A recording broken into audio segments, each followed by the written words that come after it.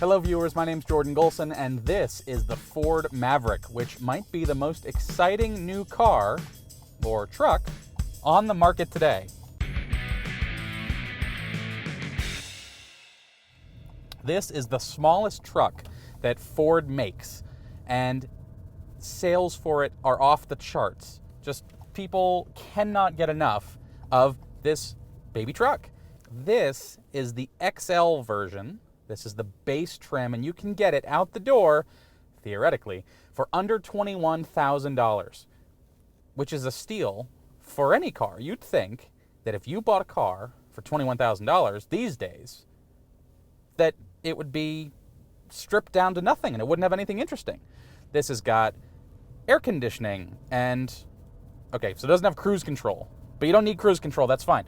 It's got, a big touchscreen right here in the middle. It's like 6 inches, or 8 inches, but it's big enough. And it's got CarPlay and Android Auto. It is wired, not wireless, but that's okay. It's got all the stuff you need. And then it's got a bed in the back, so you can load it full of things. Big back seat, lots of cup holders.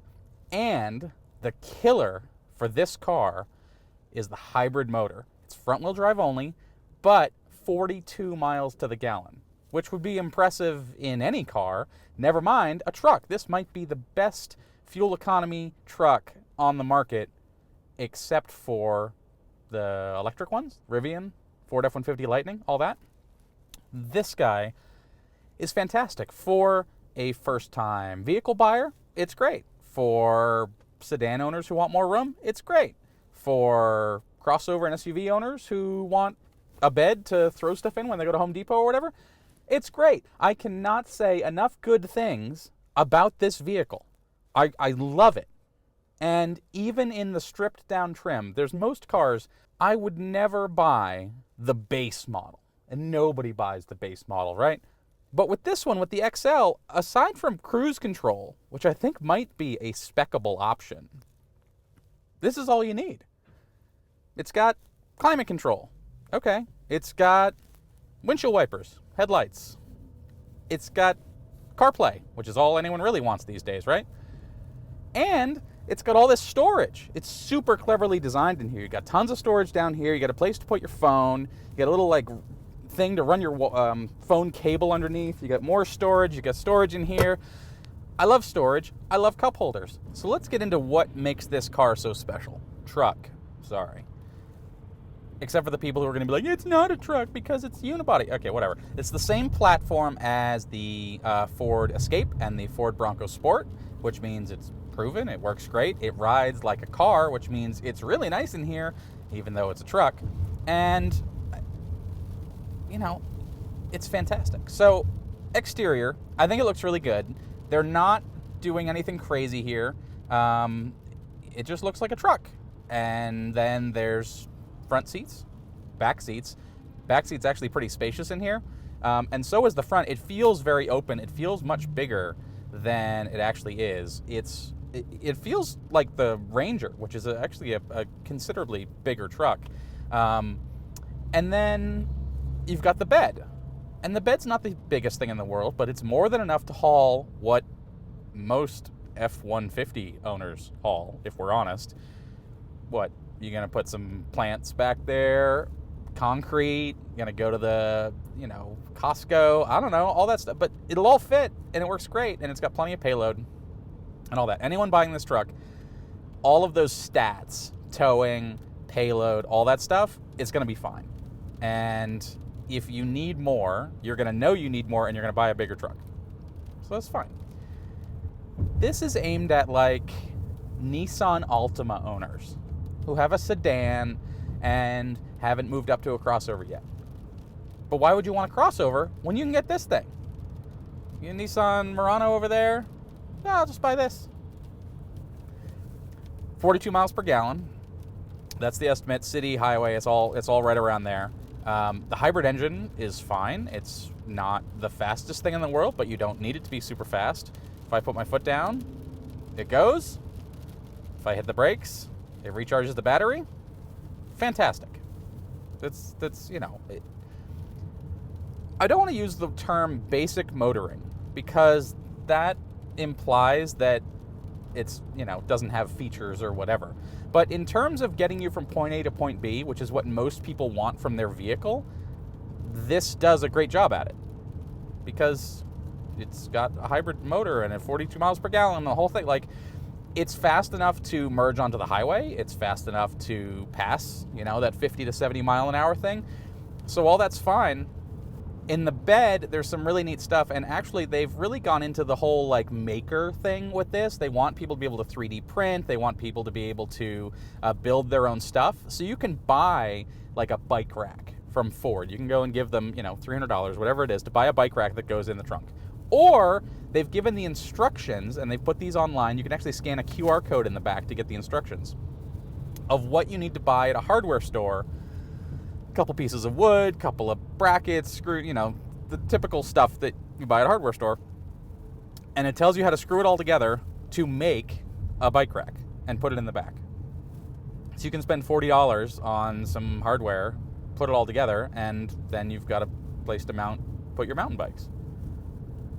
What car company is designing things so that they don't have to sell you accessories so you can build your own? That's really cool, and I really like that about the Maverick, and there's a bunch of stuff in here like that. So that's in the bed. There's also, they've put a 12-volt lead in the back under a little plastic cover, so that if you want to plug in devices like an air compressor, for example, they actually recommend, this air compressor fits in this hole in the side of the bed. So you can go and install this thing and go to Harbor Freight or whatever it is and do it. And you don't have to tear into or drill holes to get the wiring. It's all right there. So that's cool too. Like, they're thinking ahead for what people are going to do to customize it, which not everyone's going to do that, obviously, but plenty of people are, and they've made it easy for them. And so then we come to the inside, which is my favorite part, and there's so much cleverness in here. Some of this stuff is straight out of the Ford parts bin. This steering wheel, that's not exciting, but you do have automatic high beams, which is pretty cool. I like that feature. For 20 grand, you got automatic high beams. That's great. On the dash here, not very exciting, but you've got a speedometer, which is fine. On the left, where you would have a tachometer if you had the EcoBoost engine, the regular internal combustion engine, you have this weird hybridometer, which you can, if I press down on the gas, it sort of goes up and it says, you're using 25-ish% of power, whatever that means. And then if I brake, it'll actually go into the green to show that I'm charging the battery. There's no actual meter that tells me how much energy the battery has, but you don't plug it in, so who cares? And then you've got a little screen that shows the three things that I always want to see. Outside temperature. It's 57 degrees here in Vegas in December, so it's rainy. Las Vegas is, okay, fine. Distance to empty, 465 miles from this tiny little thing. And I think it's got like a 13-gallon fuel tank, something like that. That is a long way to drive, so that's pretty cool. Unfortunately, you do not get digital speed on that display, but I can click down one and it'll show it to me, and there's a bunch of different ways to set this up. So, I do have temperature and I do have digital speed, and that's good. I would like to have the distance to empty in there. It's probably in there somewhere, I don't know. So that's how this works. That's all very basic. On the steering wheel, you do have a couple controls. Answer the phone, hang up the phone if you're talking on the phone. Who does that? You get a button to activate Siri, whatever voice assistant you're using, if you got Google Assistant, whatever. Volume up and down, tracks faster or slower, fine. And then you've got controls over here to change the little screen on the dash. Pretty simple. Steering wheel, it's fine. Like, it's not exciting. It's a steering wheel. So then you get over to the middle, where things get way more interesting. Up here, you got a big bin. And then here to the right of the screen, you got another bin. And okay, that's cool. You got places to put stuff. Then you got the screen. I'm plugged in for CarPlay right now. We've got Google Maps up. So, the Ford, this is the older Ford, I think Sync 3 system is what it's called. And it's fine. So I can go tap here, scroll over, go to Ford, and then you're in here and it's got CarPlay and audio and satellite and whatever other stuff you want. It does have a built-in Wi-Fi hotspot and LTE connectivity, so if you want to use it as your mobile office, you can do that, or you just get everything off your phone. And then you got controls. You do have a physical volume knob, so props to Ford for doing that. And then some other buttons. You got a mute button. That's kind of cool if you got to turn off the music real quick. Whatever. Down below. So remember, this is the base model, $21,000. This is stripped down, no options. This is as base as it gets. You got a couple of vents. That's exciting. You got a fan knob. So let's see. So if I turn this on, I can hit auto, and I can set the temp, set it to 70, to get automatic climate control for $21,000. That's cool. You can set the temperature, and I'm sure the heat and stuff works really well. And you do get a physical temperature knob. So you got a physical volume knob, physical temperature knob. Good stuff. Thanks, Ford. They're building their Ford trucks the right way, at least until the Lightning comes out, and then you don't have the physical knob anymore. One thing you do get, which is kind of hysterical, is manual adjusting mirrors. So if I want to adjust the mirror here, I got to push it down and then just give it a little push. Okay. So if you change vehicles with people a lot and you need to change the direction of the side mirrors, that's a little annoying, I guess. But you can spec up and you can get that. So continuing the way down, we got a USB-C port, USB-A port, big huge, honestly, storage bin down here. You got a little phone thing, and this is clever because there's a little place to route a wire through so that your phone can sit right in there and still be plugged in. That's cool. I like that. 2 cup holders. You got the Prindle right here and PRND. So you can spin it and then you press down for low. I assume that's for, like, I don't know, driving in snow or something. Electronic parking brake. You got this button which changes the drive modes, traction control, and an auto hold button. Hey, that's cool. I wonder if you have to press it every time. I don't know. And then you got this like little change sort of bin here, which if you have a small cup, you could also put stuff in. Then you've got this big bin. Back here you put even more stuff. And then you've got this thing, which this is a pretty big little thing too. And there's like sanitary wipes, or not sanitary, sanitizing wipes in there. So you got a ton of room there. And then on the back of this, in this trim, you have a 12-volt power adapter, which is what all my cameras are plugged into. And then there's what they are calling the Ford integrated Tether system, I think. FITS, I believe is what it's called. And how that works is basically it's a little place to 3D print things to be useful in your car. And they actually sell a whole pack of things that includes like a trash can, more cup holders, a place like a cord wrap so you can wrap your phone charging cord, whatever. And then you can 3D print to your heart's content, which is pretty cool. So, 3D printing is getting more and more common. A lot of kids have them in school. This is a cool way. If this was the first vehicle you bought for your son or daughter as a teenager, and they went to a school that had a 3D print class, they could 3D print stuff for their car in class. How cool is that? And then if they invent something really neat, they could just go and sell it or, give it away. Up top, sunglasses and some lights. Over here, power windows, power locks. That's cool. And then on the doors, there's a ton of cup holders. And I've actually got a huge 1-liter bottle of Aquafina, and it fits perfectly into the door. And like you shove it in there, and now it's not going to move. It's not going to roll around. It's not going to rattle. It's not going to do anything. It's just going to sit there until you're ready to get hydrated. And then I got another one in front, and you can actually lie it down, and there's room behind as well. There's tons of room in the doors. I don't know how they have put so much room in the doors. And I hope that this door design, and I know it sounds silly to be talking about the door design, but it actually is really good. And there's this weird sort of handle thing that's like a half handle, and I originally thought, oh, that's gonna be, weird, I don't like that, whatever. If you like putting your phone in the door handle, that's not gonna work here. But it creates room, and it doesn't even matter that it's not a full handle here, right? And then but it makes room for that water bottle. The back doors are the same way, and you have a total of, I think it's 16 cup holders in the cab if you add the one with the 3D print one.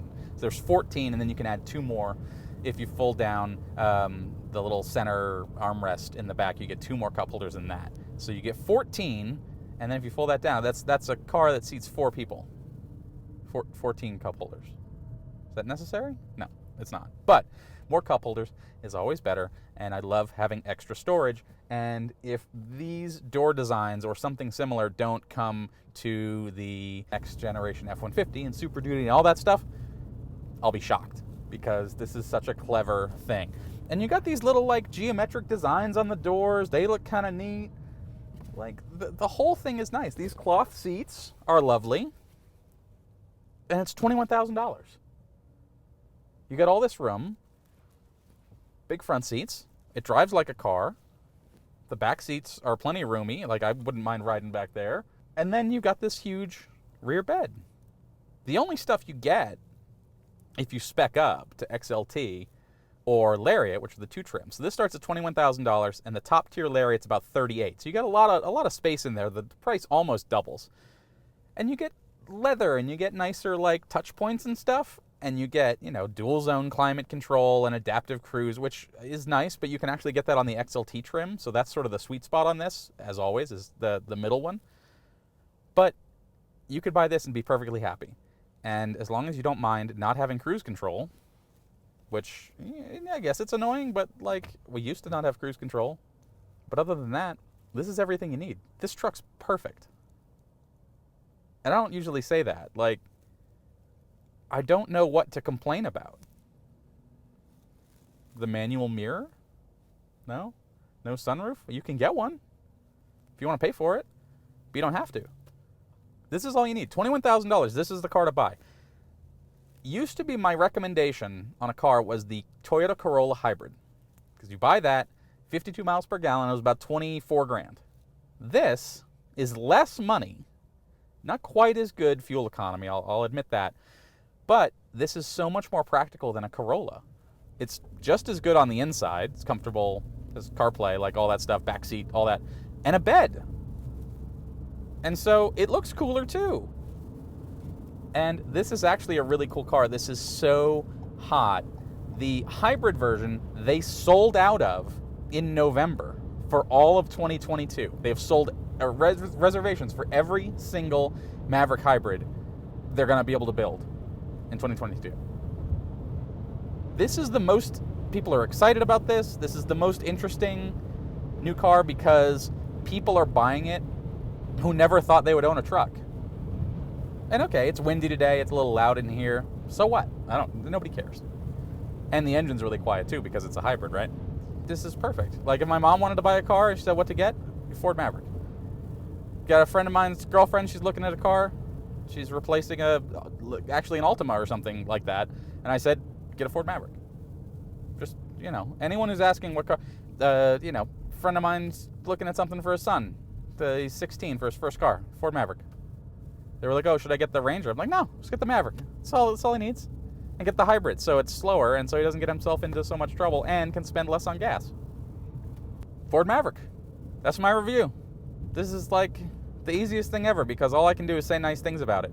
The only other vehicle recently that I've been this effusive and praiseworthy of is the Rivian R1T, and that didn't have a physical volume knob, and you have to adjust the vents by pressing digital buttons on the screen, and that's super annoying. This one, you don't have to do that. So in some ways, this is better than a Rivian R1T electric truck that costs $80,000. So this channel's called Two Guys in Traffic. It's just one guy today, but I'd love it if you could like and subscribe. It really helps, and it helps with the algorithm and all that stuff. Comment down below and tell me what you liked, what you didn't like, what do you want me to show, all that stuff. And if you can also go subscribe to my free car reviews newsletter, I'm going to put a link to that in the description. That would be awesome too. Other than that, thank you so much for watching. Really appreciate it. Have a great day. Drive safely.